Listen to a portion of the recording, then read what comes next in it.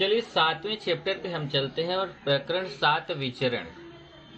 तो विचरण क्या होता है पहले तो ये जानिए, उसको मैं यहाँ लिखा नहीं हूँ। विचरण का मतलब होता है कि अगर दो संख्याओं में ऐसा संबंध कि अगर एक के बदलने पे दूसरा भी बदल जाता है, एक के मान में परिवर्तन करने से दूसरे के मान में भी परिवर्तन हो जाता है, तो वहाँ पे बोला जाता है कि उनके बीच विचरण है। तो विचरण का मतलब क्या हुआ कि दो संख्याओं में ऐसा संबंध जिसमें एक के बदलने से दूसरा भी बदल जाता है, एक के मान में परिवर्तन करने से दूसरे के मान में भी परिवर्तन हो जाता है, तो उसे बोलते हैं विचरण। अब विचरण में आपको दो टाइप का विचरण यहाँ पे पढ़ना है, एक प्रत्यक्ष विचरण पढ़ना है, दूसरा प्रतिलोम विचरण पढ़ना है। तो पहले मैं आपको यहाँ पे प्रत्यक्ष विचरण लिखवाया हूँ, जो कि हम लोग प्रश्न संग्रह 7.1 जिस पे आधारित है। तो समझो प्रत्यक्ष विचरण क्या होता है। जब दो संख्याओं में एक को बढ़ाने पर दूसरा भी बढ़ जाता है और एक को घटाने पर दूसरा घट जाता है। मतलब पहली संख्या को बढ़ाया तो उसी के अकॉर्डिंग दूसरी संख्या भी बढ़ गई, पहली संख्या को कम किया तो उसी के अकॉर्डिंग दूसरी संख्या भी कम हो गई। तो उनके बीच कौन सा विचरण होता है? उनके बीच प्रत्यक्ष विचरण होता है। मान लीजिए एक संख्या x है, दूसरी संख्या y है। आप बोलेंगे नहीं ये तो संख्या नहीं है। मतलब मान लेते हैं कि उसकी जगह पे कोई संख्या है, पर वो अभी चरांक के रूप में ले रहे हैं, x तथा y। अगर x और y विचरण के रूप में है, अगर दो संख्या x और y विचरण के रूप में है, तो उसके बीच देखो ये आपको निशान बनाना है विचरण का, बराबर। यहाँ से आप देख सकते हैं आपकी बुक में बना, अगर आप ऐसा बनाए तो बेटर होगा। देखिए ये देखिए ऐसे अल्फा के जैसा ऐसा चिन्ह बनाइए, x समानुपाते y। तो x इसको समानुपात भी पढ़ते हैं, x समानुपाते y, या फिर x प्रत्यक्ष विचरण y। तो प्रत्यक्ष विचरण थोड़ा बड़ा नाम है तो अच्छा होगा कि x समानुपात y बोले। अब अगर इस समानुपात के चिन्ह को हम हटाते हैं तो यहाँ बराबर का चिन्ह आ जाता है, और बराबर का चिन्ह आएगा तो यहाँ पे ध्यान रखिए x अपनी जगह y अपनी जगह, और यहाँ पे जब समानुपात का चिन्ह हटाएंगे तो कोई ऐसा कोई अचरांक है, अचर पद है जिसका हमें गुणा करना पड़ता है। मान लेते हो अचर पद क्या है? k है। मान लेते हो अचर पद क्या है? k। अब k की जगह आप कोई दूसरा भी अचर पद ले सकते हैं, ऐसा जरूरी नहीं कि आप k ही लें, पर बेटर है यहाँ पे k का यूज किया गया तो आप k लीजिए, ऐसा कोई जरूरी नहीं है। तो कभी भी अगर आप समानुपात के चिन्ह को हटा के बराबर का चिन्ह लगाएंगे तो ध्यान रखिए हमेशा एक k का गुणा हो जाएगा, इधर राइट साइड में k का गुणा हो जाएगा। k को हम बोलते हैं अचर पद। अब याद रखिएगा अगर x बटे y, जो x और y का मान, अगर x बटे y का मान अचर पद आ रहा है, मतलब हमेशा समान आ रहा है, तो x और y में प्रत्यक्ष विचरण होता है। इतनी चीजें हैं जिस पे डिपेंड हमारा 7.1 है, प्रश्न संख्या 7.1। 7.1 का पहला क्वेश्चन देखेंगे। पहला क्वेश्चन क्या है कि विचरण के चिन्ह का उपयोग करके लिखिए। देखिए पहला क्वेश्चन है विचरण, प्रश्न संख्या 7.1 का पहला क्वेश्चन है विचरण के चिन्ह का उपयोग करके लिखिए। तो जैसे इसका पहला क्वेश्चन है वृत्त की परिधि। अब देखो यहाँ पे बोला है कि परिधि को प्रदर्शित करेंगे C तथा उसकी त्रिज्या। अब कोई वृत्त है, उसकी परिधि और उसकी त्रिज्या को प्रदर्शित करेंगे R। ये R है, यहाँ मेरा R थोड़ा अलग है, आपका R अलग रहेगा, आप अपना वाला R बनाना। R के समानुपात में होती है, समानुपात में होती है। अब इसका उत्तर बहुत आसान है। इसका उत्तर देखिए क्या होगा। इसका उत्तर होगा, क्या बोला है, वृत्त की परिधि उसकी त्रिज्या से समानुपात में होती है। तो परिधि और त्रिज्या समानुपात, ये देखिए समानुपात का चिन्ह है। इसका मतलब परिधि मतलब C और फिर समानुपात का चिन्ह, त्रिज्या मतलब R। बस देखो ये छोटा सा आंसर है कि परिधि त्रिज्या के भी समानुपात। ओके, तो दूसरा भी मुझे लग रहा है अब आपको इजीली आप कर सकते हैं। दूसरा क्या है, कार में भरा हुआ पेट्रोल, कार में भरा हुआ पेट्रोल, अब कार में भरा हुआ जो पेट्रोल है उसको प्रदर्शित किया है L से, तथा उसके द्वारा तय की गई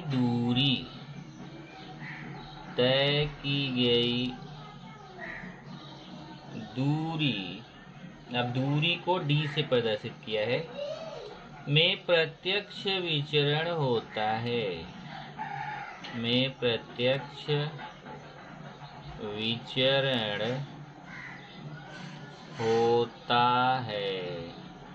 अब इसका भी आंसर आप इजीली बता सकते हैं कि पेट्रोल और उसके बीच, कार में जो पेट्रोल भरा हुआ L है और उसके बीच की दूरी D है, इनके बीच प्रत्यक्ष विचरण होता है। तो उत्तर क्या होगा? उत्तर हो जाएगा, प्रत्यक्ष विचरण है तो पेट्रोल L समानुपात हो जाएगा किससे? पेट्रोल L समानुपात हो जाएगा दूरी D के। ये आपका प्रत्यक्ष विचरण का हो गया। तो पहला क्वेश्चन बस डायरेक्ट आंसर था। अगर प्रत्यक्ष विचरण बोलेगा तो डायरेक्ट आपको प्रत्यक्ष विचरण का चिन्ह लगाना है वहां पर। तो ये आपका पहला क्वेश्चन हो गया। प्रश्न 2 देखते हैं। प्रश्न 2 है, सेबों के मूल्य तथा सेबों की संख्या में प्रत्यक्ष विचरण होता है, इस आधार पर निम्नलिखित सारणी पूर्ण करो। अब यहाँ पे देखिए, सेबों की संख्या इस वाले कॉलम में दी गई है और सेब का मूल्य इसमें दिया गया है। तो इसमें दिया है सेबों की संख्या, इसमें दिया है सेबों का मूल्य। जैसे सेबों की संख्या 1 है तो सेब का मूल्य है 8 रुपये समझो। सेबों की संख्या 4 है तो सेब का मूल्य 32 रुपये। अब है कि अगर सेब का मूल्य 56 रुपये है तो सेबों की संख्या कितनी होगी, हमें पता करना है। अगर सेबों की संख्या 12 होगी तो सेब का मूल्य कितना होगा, ये हमें पता करना है। और अगर सेब का मूल्य 160 है तो सेब की संख्या कितनी होगी, हमें पता करना है। मतलब ये डॉट डॉट डॉट, ये 3 जगह है, ये मान हमें ज्ञात करना है, हमें पता करना है। तो हम क्या करेंगे, सेबों की संख्या और सेबों का मूल्य। अब ध्यान रखिए, सेब की संख्या और सेब के मूल्य में हमेशा प्रत्यक्ष विचरण होता है। और यहाँ लिखा भी है कि सेब के मूल्य, सेबों के मूल्य तथा सेबों की संख्या में प्रत्यक्ष विचरण होता है, प्रत्यक्ष विचरण होता है। क्योंकि अगर आप देखो सेबों की संख्या बढ़ाओगे तो सेबों का मूल्य भी बढ़ेगा, सेबों की संख्या कम करोगे सेबों का मूल्य कम होगा। इसका मतलब x समानुपाते y। अब समानुपात का चिन्ह हटाएंगे तो बराबर का चिन्ह लगाएंगे, आपको बताया था, तो इधर k आ जाता है, ky। आपको समझाया था ना, अगर समानुपात का चिन्ह हटा के बराबर लगाएंगे तो इधर k का गुणा हो जाएगा, ky। यहाँ पे लिखेंगे k जो है वह क्या है, अचर पद या फिर अचर संख्या। ओके, अब x बराबर ky आ गया। ये जो x बराबर ky आया है, इसमें हम क्या करेंगे कि x का मान और y का मान यहाँ से रखेंगे। देखो जरा, ये जो बॉक्स दिया है ना, बॉक्स से x और y का मान हमें रखना है। बॉक्स में देखिए, x का मान 1 दिया है, y का मान 8 दिया है। तो x बराबर 1 तथा y बराबर 8 रखने पर या फिर लेने पर, अब देखिए x की जगह मुझे कितना लेना है, ध्यान से देखो, x का मान 1, y का मान 8। तो मैं x की जगह यहाँ से देखिए, पहले मैं इसको लिख देता हूँ, x बराबर ky, फिर x की जगह मैं 1 लिखूंगा और k बीच में गुणा छिपा हुआ है, यहाँ बीच में गुणे का निशान छिपा हुआ है, और y का मान 8। जरा ध्यान से समझो, x का मान 1 है, y का मान 8 है। तो मैं ये जो x बराबर ky है इसको लिखूंगा, यहाँ x की जगह 1 लिख दूंगा और y की जगह 8 लिख दूंगा, यहाँ बीच में गुणा छिपा हुआ है। अब 8 का गुणा है, बराबर किधर आएगा, तो 8 का भाग हो जाएगा, ये हो जाएगा 1/8 बराबर के। तो के का मान 1/8 हो गया, के का मान 1/8 हो गया, तो फिर हमारा विचरण का समीकरण क्या हो जाएगा? इसलिए विचरण का समीकरण जो है वो विचरण का समीकरण हम निकालेंगे यहाँ पे। और समीकरण कैसे निकलेगा? ये देखिए x बराबर के वाई है ना, ध्यान से देखना, x बराबर के वाई, के का मान कितना है? 1/8, x बराबर 1/8 वाई, ये हो जाएगा विचरण का समीकरण। तो ये देखिए पूरा मामला समझिए क्या है। सेबों का मूल्य मतलब x और सेबों की संख्या मतलब y। x और y में जो है वो संबंध है किसका? प्रत्यक्ष विचरण का। अब अगर आप y समानुपाती x लिखते हो तो भी चलेगा, जैसे हमने x समानुपाती y लिखा, आप चाहे तो y समानुपाती x लिखो तो कोई प्रॉब्लम नहीं। फिर जब ये समानुपात का चिन्ह हटा के बराबर का चिन्ह लगाएंगे तो यहाँ ky हो जाएगा। k को अचर पद बोलते हैं। अब x का मान यहाँ देखोगे तो 1 दिया है, y का मान 8 दिया है, तो x का मान 1 रख देंगे। ये देखो इसी समीकरण में x बराबर के वाई में x का मान 1 रख देंगे, y का मान 8 रख देंगे। फिर 8 का यहाँ गुणा है, बराबर उधर जाके भाग में चला जाएगा, बटे में चला जाएगा, तो यहाँ 1 पहले से ही था और 8 का गुणा था, इधर बटे में चला आया, तो यहाँ k बचेगा, मतलब k का मान 1/8 आ गया। अब यही k का मान जो 1/8 आया इसको यहाँ पे रख दो, तो x बराबर k का मान देखो, x बराबर k का मान कितना आया? 1/8 आया है ना, तो k की जगह 1/8 y रख देंगे। ये देखो x बराबर k की जगह 1/8 y, ये विचरण का समीकरण हो जाएगा। अभी जो विचरण का समीकरण है इसका फायदा क्या है? इस विचरण के समीकरण में अब यहाँ से देखिए, जैसे इसने x का मान 1 और 8 दिया था, अब यहाँ 4 और 32 दिया, मैं यहाँ पे अगर 4 और 32 का यूज करूँगा ना तो भी मुझे इतना ही उत्तर आएगा, के बराबर 1/8 ही आएगा। तो इन दोनों में से कोई भी यूज कर सकते हैं, चाहे इसको करो चाहे इसको करो। अब मैं अपने मान निकालने पे जाऊँगा कि अगर y का मान 56 होगा तो x का मान कितना होगा। अब चलिए पहला क्वेश्चन है कि यहाँ पे मैं पहला नंबर डाल देता हूँ, यदि चाहे तो इसको बोलो रेड से डाल देता हूँ पहला नंबर, यानी तो इससे ही पता चलेगा।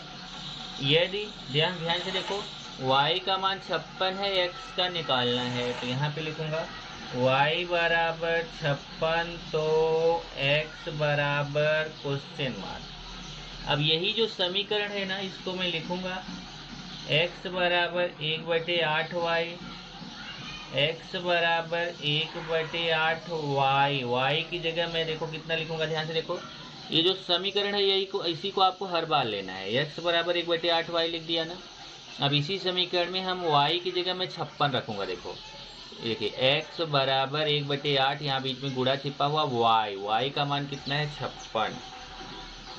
अब ये 8 से काटेंगे तो 8 सत्ते 56। अब मैं काट के यहाँ पे दिखा दूँ, बोलो नहीं तो आप समझ लेना, 8 सत्ते 56 आएगा, x बराबर 7।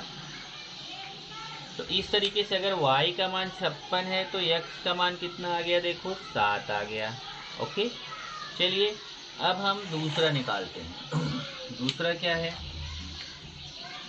दूसरा ये समझा ना कैसे आया? 7, 8 से इधर काटेंगे, 8 सत्ते 56, 7 आएगा, 7 1 के 7। अब दूसरा निकालते हैं। दूसरे में अगर x का मान 12 है तो y का मान कितना होगा? यदि x देखो x का मान 12 है तो y का मान हमें निकालना है।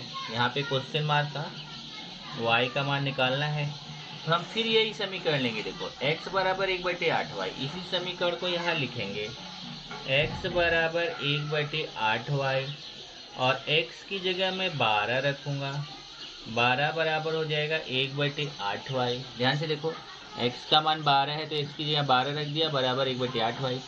1/8 इधर आएगा तो 8 देखो 8 इधर भाग में है, इधर आएगा तो गुणा में आ जाएगा, तो 12 गुणे 8 हो जाएगा। ध्यान से देखो ये 12 है, 8 इधर भाग में है, बराबर के उधर जाएगा तो 12 गुणे में चला जाएगा, उधर 1 y बचेगा। 1 y मतलब यहाँ 1 छिपा रहता है। अब 12 अट्ठे गुणा करो, 12 अट्ठे 96, y का मान कितना आएगा? 96। ऐसे ही तीसरा निकालते हैं।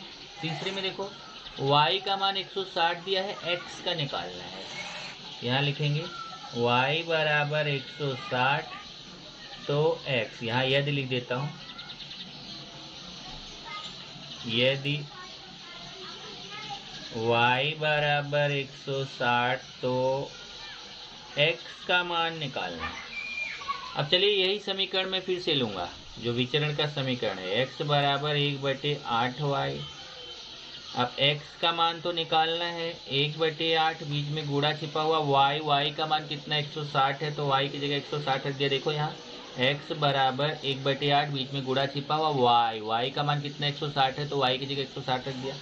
इसको 8 से काटो, 8 दूना 16, 160 में 8 का भाग दोगे तो कितना आएगा, भाग देके देखो यहाँ 160 भागे 8, 8 दूना 16, 0 0, तो 20 आएगा। इसको 8 से काटेंगे तो 20 आएगा, 20 एक्के 20, x का मान कितना आ गया 20। इस तरीके से हमने तीनों मान निकाल लिए। तो अब हम इसका उत्तर लिखेंगे। अब उत्तर देखिए क्या आएगा, उत्तर में हमें ये टेबल फिर से बनाना पड़ेगा। ये देखिए, इस टेबल में 1 2 3 4 5, वैसे 5 है, तो इसमें पहले क्या है, सेबों की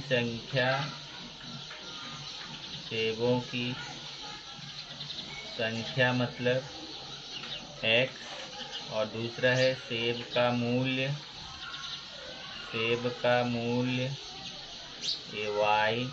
फिर यहाँ से देखो, ये जो है इसको लिख डालूंगा, जहाँ डॉट डॉट डॉट है वहाँ डॉट डॉट डॉट वाला जो आंसर आया है इसको लिख दूंगा।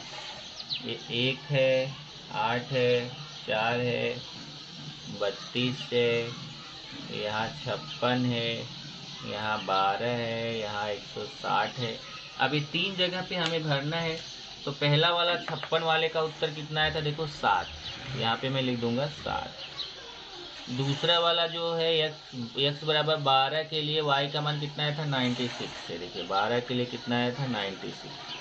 और तीसरा y बराबर 160 के लिए x का मान कितना आया था 20 है। देखो 160 के लिए कितना आया था 20। इस तरीके से आपका ये दूसरा क्वेश्चन हो गया। चलिए प्रश्न 3 देखते हैं। यहाँ बोला है देखो m समानुपाते n। तो जब m समानुपाती n है तो अगर आप समानुपात का चिन्ह हटाओगे तो यहाँ k हो जाएगा, kn। k क्या है, k को बोलेंगे अचर पद। ओके। अब यहाँ देखो m का मान 154 दिया, n का मान 7 है, 7 दिया है। m बराबर 154 तथा n बराबर 7 रखने पर, ध्यान से देखो m का मान 154, n का मान 7, तो यही समीकरण में लूंगा। m बराबर kn, m की जगह 154 रखूंगा और k गुणे n की जगह 7 रखूंगा। चेक करो जरा, ये समीकरण लिया, इसमें m का मान 154 है तो m की जगह 154 रख दिया, और n का मान 7 है, n की जगह 7 रख दिया। अब 7 को मैं इधर लेके आऊंगा तो उधर गुणा में है ना, इधर भाग में आ जाएगा, उधर k बचेगा।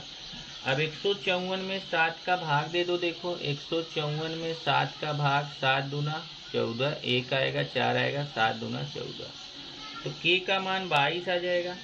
अब जब k का मान 22 आ गया तो k का मान इसमें रख दो तो आपको विचरण का समीकरण मिल जाएगा। तो ये हो जाएगा विचरण का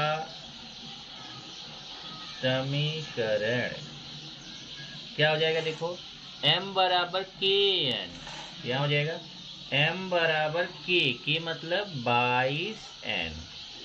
अब यही विचरण के समीकरण में हमें n का मान 14 है तो m का मान निकालना है।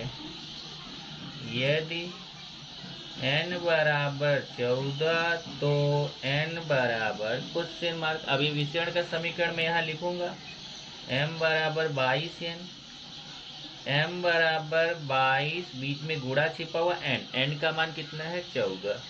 चेक करो जरा, 22 और बीच में गुणा छिपा है n का मान कितना है 14, m का निकालना है। अब 22 में 14 का गुणा करो, 14 का गुणा करना आपको आता है, 14 दूना 28, 14 दूना 28, 2 30, कितना आएगा 308 आ जाएगा। ये आपका उत्तर आ गया। उत्तर लिखेंगे m बराबर 308। उत्तर में लिखेंगे m का मान कितना आया, 308। स्टूडेंट ध्यान रखो, प्रश्न 3 के बाद प्रश्न 4 हमें नहीं करना है। प्रश्न 4 आप कट कर लेना, क्योंकि जो है ये प्रश्न 4 कट कराया गया है। जो है गवर्नमेंट ने कुछ क्वेश्चंस कट किए तो उसमें प्रश्न नंबर 4 कट है, तो हम लोग प्रश्न नंबर 5 करेंगे। प्रश्न 5 देखिए क्या है, y x से वर्गमूल के प्रत्यक्ष विचरण में बदलता है। मतलब y जो है वो प्रत्यक्ष, पहले तो यहाँ पे वो लाइन लिख देते हैं, हम लोग लाइन लिख देते हैं, y x से वर्गमूल के प्रत्यक्ष विचरण में बदलता है। इसका मतलब क्या हुआ कि y जो है वह समानुपाती x नहीं है, x के वर्गमूल, ये देखो ऐसे x के वर्गमूल, मतलब y समानुपाती वर्गमूल x। अब जब हम इस समानुपात का चिन्ह हटा के बराबर लगाएंगे तो यहाँ k आ जाएगा, k रूट x, k करनी में x, और k को हम क्या बोलते हैं, अचर पद। और यहाँ देखो x का मान 16 दिया है, y का मान 24 दिया है। x बराबर 16 तथा y बराबर 24 रखने पर, अब देखिए ये हमारा जो समीकरण है इसको मैं लिखूंगा, y बराबर k रूट x। अब मैं यहाँ देखो y का मान 24 दिया, ध्यान से देखो, तो मैं y की जगह 24 लिखूंगा और k करणी में x का मान 16। अब ये हो जाएगा 24 बराबर k, 16 का वर्गमूल, 16 का वर्गमूल आप जानते हैं निकालना ना, ऐसे 16 का वर्गमूल ये हो जाएगा 4 गुणे 4, ये 4 की जोड़ी बन गई, तो बाहर हो जाएगा। तो 16 का वर्गमूल कितना होता है, 4 होता है। अब 4 का गुणा इधर आके भाग हो जाएगा, यहाँ देखो बीच में गुणे का निशान छिपा हुआ, तो 4 का गुणा इधर आके 4 का भाग हो जाएगा, और 4 का पहाड़ा पड़ेंगे, 4 छंग 24, तो k का मान आएगा 6। 4 का भाग 24 में देंगे तो 6 आएगा। तो ये हमारा विचरण का अचरांक हो गया 6। अब विचरण का समीकरण, विचरण का समीकरण, अब देखो विचरण का समीकरण कैसे निकालते हैं, ये y बराबर k रूट x है ना, तो k की जगह उसका मान रख देंगे, तो ये हो जाएगा y बराबर k मतलब 6 रूट x, ये हो जाएगा विचरण का समीकरण। ध्यान से देखो, ये y बराबर k रूट x, तो यहाँ y बराबर k की जगह k वाला मान रख देंगे 6 रूट x हो जाएगा, यही अपना उत्तर हो जाएगा। तो यहाँ उत्तर में लिखेंगे, दो उत्तर है, एक तो विचरण का अचरांक, अचरांक मतलब जो अचर पद का मान है, k बराबर 6, और दूसरा विचरण का समीकरण, विचरण का समीकरण, तो समीकरण ये है y बराबर 6 करणी में x, ये उत्तर हो गया। यहाँ से अपना प्रश्न संग्रह 7.1 भी खत्म होने का है, क्योंकि प्रश्न नंबर 6 में आपको होमवर्क दे रहा हूँ। होमवर्क हो गया प्रश्न 6। प्रश्न 6 जैसे मैंने प्रश्न 5